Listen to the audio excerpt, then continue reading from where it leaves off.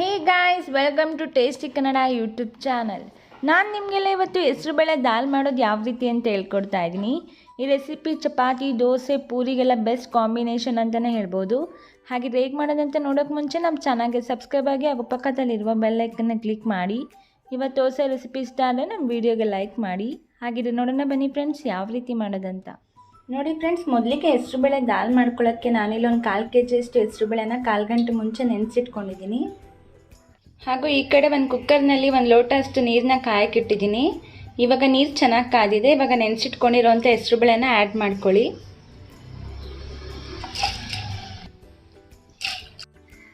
ನೋಡಿ ಫ್ರೆಂಡ್ಸ್, ಇವಾಗ ಹೆಸರುಬೇಳೆ ಪೂರ್ತಿಯಾಗಿ ಹಾಕ್ಕೊಂಡಿದ್ದಾಯಿತು. ಇವಾಗ ಇದಕ್ಕೆ ಒಂದು 1/4 ಟೇಬಲ್ ಸ್ಪೂನ್ ಅಷ್ಟು ಅರಿಶಿನ ಹಾಕ್ಕೊಳ್ಳೋಣ.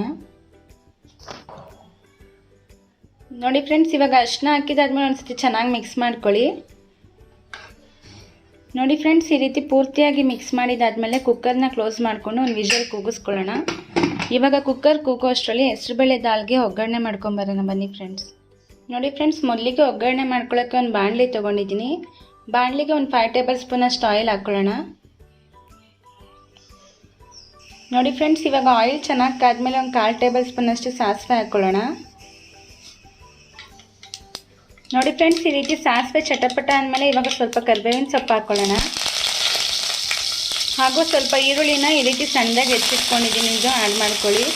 ಒಂದು 3 ರಿಂದ 4 ಈರುಳ್ಳಿ ಹಾಕ್ಕೊಳ್ಳಿ ಸಾಕು. ಇವಾಗ ಒಂದ್ಸತಿ ಚೆನ್ನಾಗಿ ಮಿಕ್ಸ್ ಮಾಡ್ಕೊಳ್ಳಿ.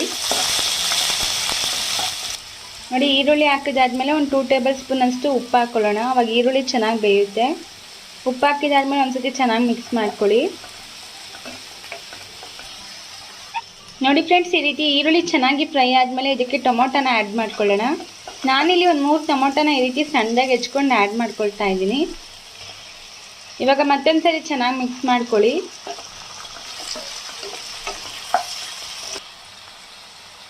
ನೋಡಿ ಫ್ರೆಂಡ್ಸ್, ಟೊಮೊಟೊನ ಆ್ಯಡ್ ಮಾಡಿದಾದ್ಮೇಲೆ ಸ್ವಲ್ಪ ವಾಟರ್ನ ಆ್ಯಡ್ ಮಾಡ್ಕೊಳ್ಳೋಣ.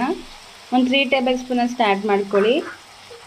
ನೋಡಿ ಫ್ರೆಂಡ್ಸ್, ನೀರು ಹಾಕಿದಾದ್ಮೇಲೆ ಒಂದ್ಸತಿ ಚೆನ್ನಾಗಿ ಮಿಕ್ಸ್ ಮಾಡ್ಕೊಳ್ಳಿ.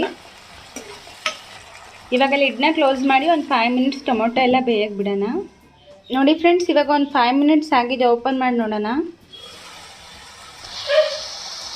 ನೋಡಿ ಟೊಮೊಟೊ ಎಲ್ಲ ಎಷ್ಟು ಚೆನ್ನಾಗಿ ಬೆಂದಿದೆ ಅಂತ.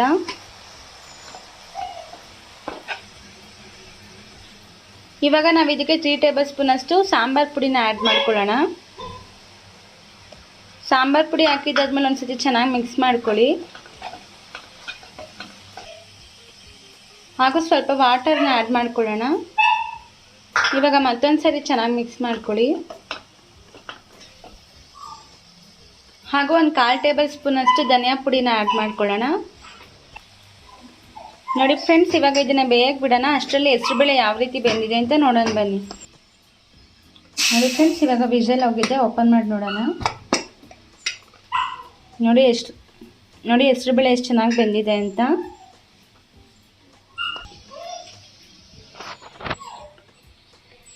ನೋಡಿ, ಇವಾಗ ಬೇಯಿಸಿಟ್ಕೊಂಡಿರೋಂಥ ಹೆಸರುಬೇಳೆನ ಮಸಾಲಾಗೆ ಆ್ಯಡ್ ಮಾಡ್ಕೊಳ್ಳೋಣ.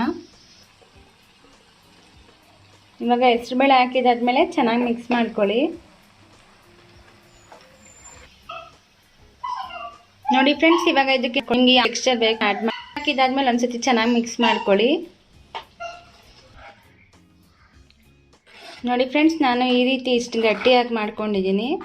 ನಿಮಗೆ ಯಾವ ರೀತಿ ಬೇಕೋ ಟೆಕ್ಸ್ಚರ್ ಆ ರೀತಿ ಮಾಡ್ಕೊಳ್ಳಿ.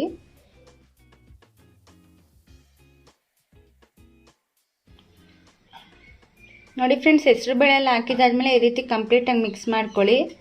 ಇವಾಗ ಆಲ್ಮೋಸ್ಟ್ ರೆಡಿ ಆಗಿದೆ ಹೆಸರುಬೇಳೆ ದಾಲು. ಫೈನಲ್ ಆಗಿ ಇದಕ್ಕೆ ಕೊತ್ತಂಬರಿ ಸೊಪ್ಪನ್ನ ಆ್ಯಡ್ ಮಾಡ್ಕೊಳ್ಳೋಣ. ಈ ರೀತಿ ಸಣ್ಣದಾಗಿ ಹೆಚ್ಕೊಂಡು ಆ್ಯಡ್ ಮಾಡ್ಕೊಳ್ತಾ ಇದ್ದೀನಿ. ಕೊತ್ತಂಬರಿ ಸೊಪ್ಪು ಹಾಕಿದಾದ್ಮೇಲೆ ಅಷ್ಟೇ ಒಂದ್ಸತಿ ಚೆನ್ನಾಗಿ ಮಿಕ್ಸ್ ಮಾಡ್ಕೊಳ್ಳಿ. ನೋಡ್ಬೋದು ನೀವು ಎಷ್ಟು ಚೆನ್ನಾಗಿ ಚಪಾತಿಗೆಲ್ಲ ಒಳ್ಳೆಯದನ್ನೇ ಹೇಳ್ಬೋದು. ಇವಾಗ ಹೆಸರುಬೇಳೆ ದಾಲ್ ರೆಡಿ ಆಗಿದೆ. ಸರ್ವ್ ಮಾಡೋಣ ಬನ್ನಿ ಫ್ರೆಂಡ್ಸ್.